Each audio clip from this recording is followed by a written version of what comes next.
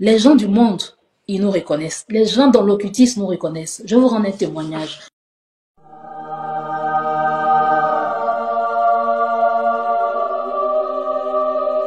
Quand je suis arrivée, non pas quand je suis arrivée, parce que je vous ai dit qu'en tant qu'étudiant, je faisais la coiffure à domicile par moment. Donc un jour, je suis contactée par une jeune fille. Elle me dit qu'elle veut se faire coiffer. Et c'était une blanche. Moi, en général, quand c'est des blanches qui me disent qu'elles veulent se faire coiffer, je suis contente parce que les blanches, elles sont pas comme les africaines qui vont discuter le prix. Quand tu dis, par exemple, coiffure fait 50 euros, elle va te dire, ah, 50 euros, c'est trop. Ça, là, au pays, on fait ça à 10 euros, mais je sais pas, à 5 000 francs, 50 euros, c'est trop. Mais les blanches, là, une fois que tu leur donnes ton prix, il n'y a pas de souci. Donc, voilà, je suis contactée par une blanche. Elle me dit qu'elle veut se faire, vous voyez les deux nattes, là, les deux nattes. Ok, il n'y a pas de problème. On cale un rendez-vous.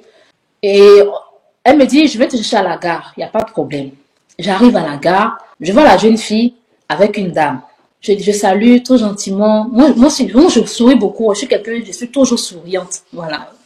Donc, bonjour, vous allez bien et tout.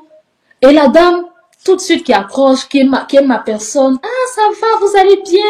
Ah, vous venez de loin. Non, j'habite juste à côté. Ok. Elle me prend dans sa voiture. Et dans la voiture, elle parle, elle me pose des questions. Pas des questions compliquées, quoi, de simples questions.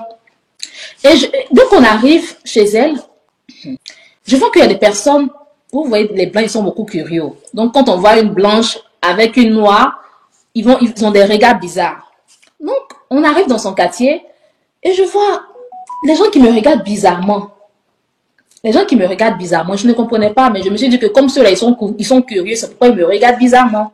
Et dès qu'on arrive chez elle, je sens quelque chose de bizarre. Mais bon, je n'ai pas calculé. Et avant de franchir le seuil de sa maison, elle me regarde et elle me dit, écoutez bien, elle me dit, je vois une lumière au-dessus de toi. Tu vois une lumière au-dessus de moi, hein? Elle dit oui. Elle dit oui, je vois une lumière toute souriante. Elle me dit, je vois une lumière au-dessus de toi. Et je dis, ah, c'est la lumière du Seigneur Jésus-Christ. Vous le connaissez? Elle dit, oui. Elle dit, ah, Jésus. Ok. Vous êtes croyante, c'est ça? Je dis, oui, j'aime trop Jésus. Je suis une adoratrice du Seigneur Jésus-Christ. Elle me dit, ah, ok. Et je dis, et vous? Elle dit, oui, je vais par moment à la messe. Je vais par moment à la messe. D'accord. Je commence à coiffer sa fille. Elle me demande si je veux boire de l'eau. J'ai pris de l'eau. Je vous dis que quand tu as Dieu en toi, la Bible dit que si on boit un breuvage mortel, ce breuvage-là ne nous fera pas de mal.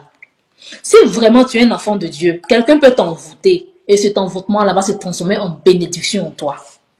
Mais la dame est rentrée dans la cuisine. Elle a mis du temps. Normalement, dans les frigos, il y en a toujours du jus, on a toujours de l'eau.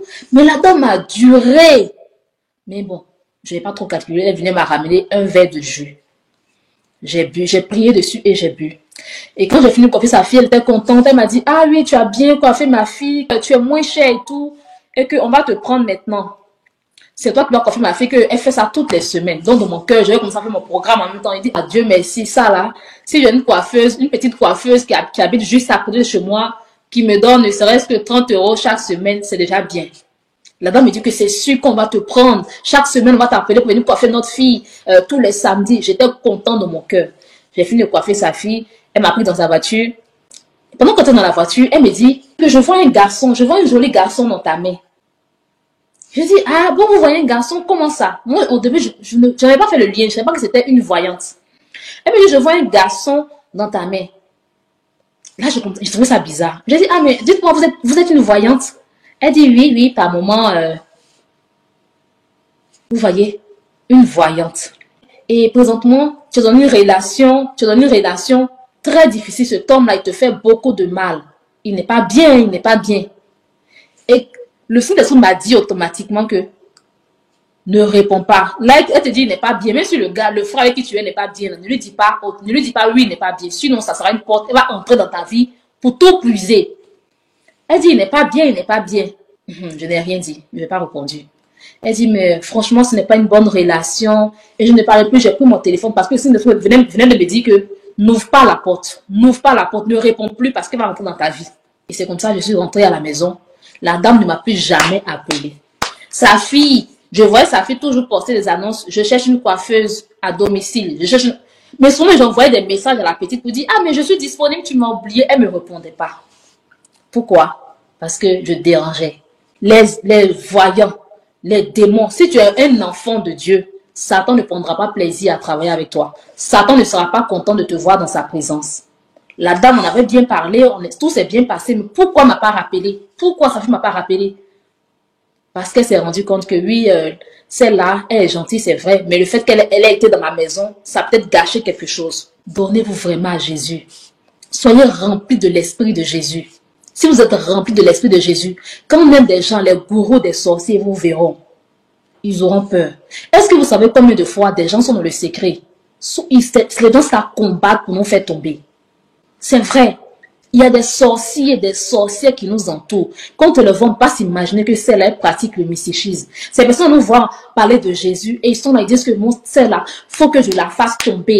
Faut que son histoire de Jésus là, il faut que j'arrive à la déstabiliser. Bon, c'est des gens avec qui on rit, mais c'est des gens qui pratiquent le mysticisme, qui sont dans des pratiques démoniaques. Ils veulent juste nous faire tomber. Souvent, leur patron, Satan leur dit, écoute, cette rachetée-là, elle dérange. Moi, il fut un moment de ma vie où le signe d'esprit vraiment, je ressentais que je dérangeais beaucoup le monde des ténèbres. Je ressentais ça, que je dérangeais le monde des ténèbres. La nuit, je voyais des attaques. Parfois, je suis dans la chambre et je sens des présences. Et quand ça devient comme ça, je n'ai pas peur. Je vous dis, n'ayez pas peur. Si vous avez une relation avec Jésus, Jésus, il est au-dessus de tout.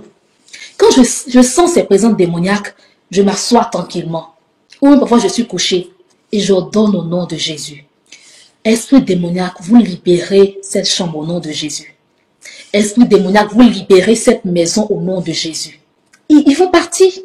Et moi, ce que j'ai fait, j'ai dit maintenant, je ne veux même plus qu'un démon se permette de venir jouer dans la maison. Non, non, non. S'il veut, pendant que je suis dans la rue, je suis hors de ma zone de confort. S'il veut, il peut faire ce qu'il veut. Mais là où moi, je prends mon plaisir, où je suis à mon aise, je ne veux pas qu'un démon vienne faire ces choses qui m'effraient. Non, non, non, je ne veux plus de ça.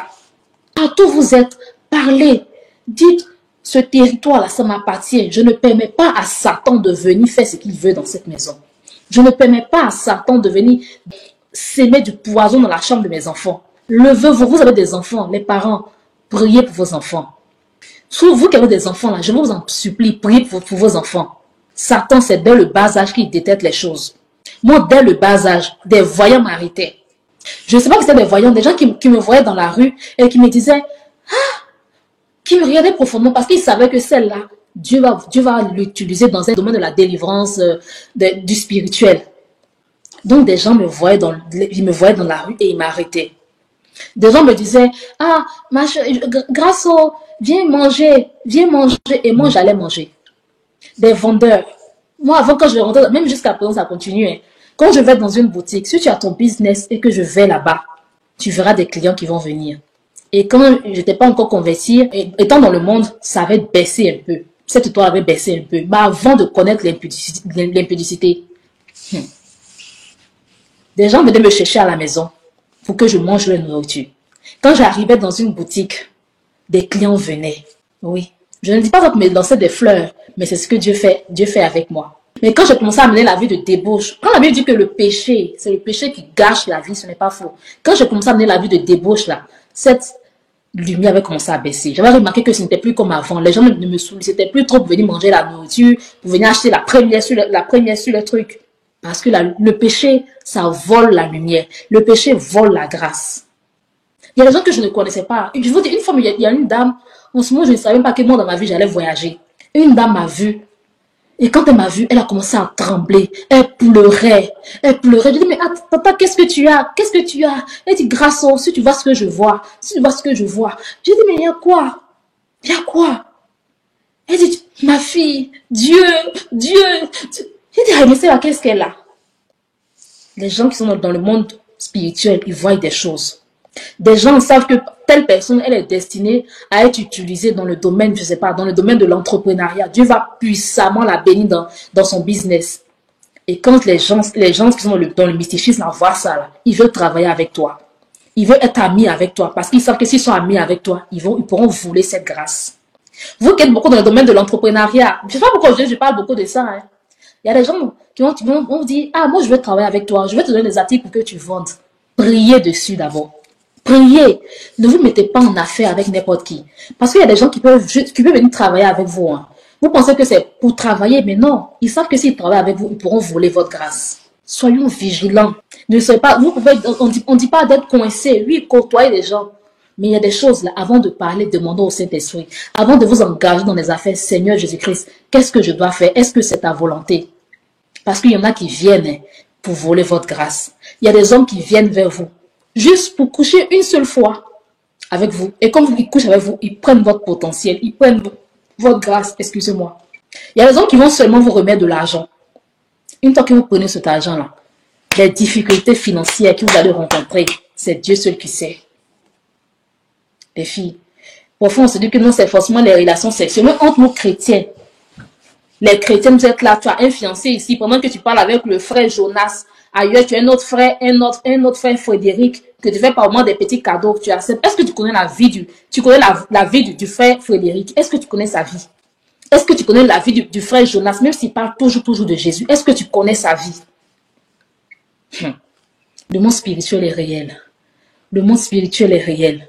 Vous voyez, la plupart sur Internet, ceux qui parlent du monde spirituel, des choses, des démons, ils ne sont pas nombreux comme ceux qui parlent, tu vas te marier, oh, je te bénis, je bénis tes finances au nom de Jésus. C'est comme ça ils sont. Je bénis tes finances, la grâce te localise, le voyage te localise. Dis Amen, dis Amen. Ils sont nombreux comme ça sur Internet. Mais ceux qui parlent beaucoup des démons, on peut le compter. La plupart des gens qui parlent des démons, des esprits là, c'est des vaudous. Un vrai chrétien qui sait qu'il n'est pas assis spirituellement, il ne prendra pas le risque de parler des démons. Parce que lui-même, ce que les démons vont lui montrer après. Quand il va finir de couper son live, il va aller se coucher là. Ce que les démons vont lui montrer. Quand il finira de faire son live, il va dire, bon, les amis, bye bye, que Dieu vous garde. Ce que les démons vont lui montrer. Parce que les démons disent, mais toi, tu te demandes pour qui? Tu es notre collègue, c'est toi qui veux parler des démons sur ton live. Si tu veux parler de Jésus, vas-y, parle de Jésus, mais pourquoi tu parles d'impudicité? Pourquoi tu parles des démons de famille? Ils vont le frapper, mélanger sa vie. C'est pourquoi vous verrez que des vrais hommes de Dieu, là, les vrais hommes de Dieu qui savent qu'ils ont certaines faiblesses, ils ne prennent pas le risque de trop parler de Jésus. Les gens se plaignent beaucoup des pasteurs ici en Europe, comme quoi en Europe, il n'y a pas beaucoup de pasteurs qui font la délivrance, il n'y a pas beaucoup de pasteurs qui mettent le point sur les esprits de famille, les démons de famille. En fait, moi je le comprends et je suis fière d'eux parce qu'ils savent que ces hommes de Dieu qui n'en parlent pas, ils savent qu'ils ont certaines faiblesses. Il y en a par exemple qui vivent dans le mensonge, il y en a qui sont à la chair, qui parlent de Dieu, mais à côté, ils vivent dans le concubinage avec une Française qui, grâce à elle, ils ont une maison. Donc, il ne peut pas prendre le risque de faire des délivrances. Il ne peut pas prendre le risque de faire des délivrances parce qu'ils savent que s'ils prennent le risque de dire, oui, ma fille, viens, on va prier pour toi. Mais pendant qu'ils sont en train de prier même pour cette personne-là, les démons vont les frapper. C'est pourquoi ils n'en parlent pas.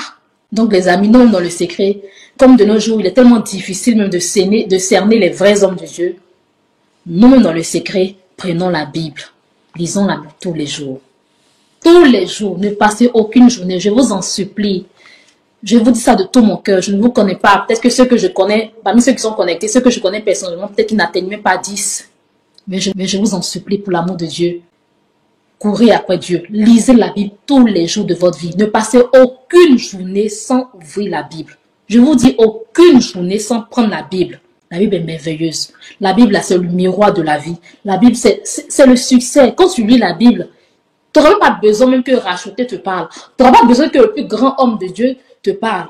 Parce que Dieu il te fera tomber les écailles des yeux. Il te fera tomber les écailles des yeux. Tu vas dire, ah oui, je comprends pourquoi telle chose m'est arrivée. Tu verras des personnes qui ont le don d'interprétation et toi tu dis, Seigneur, je veux que tu me donnes le don d'interprétation. Et le Seigneur, il va faire. Le Seigneur te donnera la puissance. Je ne suis pas quelqu'un qui regarde des lives tel que vous me regardez en train de parler de Jésus là. Moi, je ne fais pas ça. Pas par orgueil, mais parce que je sais la puissance rattachée à une personne qui transporte des principautés.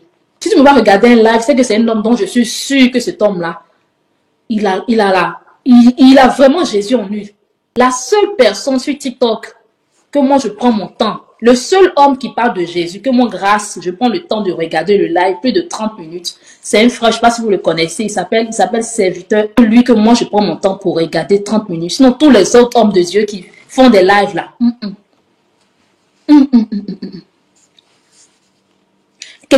Un homme peut venir te parler de Jésus, Jésus, alors que il n'a pas Jésus. Et toi, le seul fait d'écouter, tu l'écoutes seulement. Mais est-ce que tu sais ce qu'il dégage? Est-ce que tu sais ce qu'il dégage? On dit l'onction se transporte. L'onction se transmet. C'est pourquoi je vous dis de lire la Bible. Vous avez vu Élisée a dit à Élie, je veux la double portion, je veux ce que tu as, je veux le double. C'est ce que Élisée a demandé à Élie. Donc ça, c'est que des humains qui priaient Dieu, qui priaient le même Dieu que vous et moi on prie. Élie a pu transmettre son onction à Élisée. Donc, si des humains comme vous et moi ont pu se transmettre des onctions, c'est pareil sur Internet, vous pouvez être en train de suivre quelqu'un et cette personne va vous transmettre son onction. Si c'est une onction démoniaque, cette personne va vous transmettre son onction. Ne perdez pas votre temps à regarder des choses. Je me méfie plus des hommes qui parlent de Dieu que même des païens. Parce qu'au moins les païens, eux, ils se montrent à visage découvert. Ils disent, ah oui, moi je vis ma vie, hein, oui. Que ceux qui parlent de Dieu. Parce que les gens savent que derrière Dieu, beaucoup de personnes peuvent se cacher. Donc faites attention. Tu ne me verras jamais, bon, jamais, c'est trop dire. Mais allez cliquer sur un live, parce qu'ils ont mis comme titre, délivrance, viens recevoir ta délivrance. Moi, je vais courir pour aller regarder, non.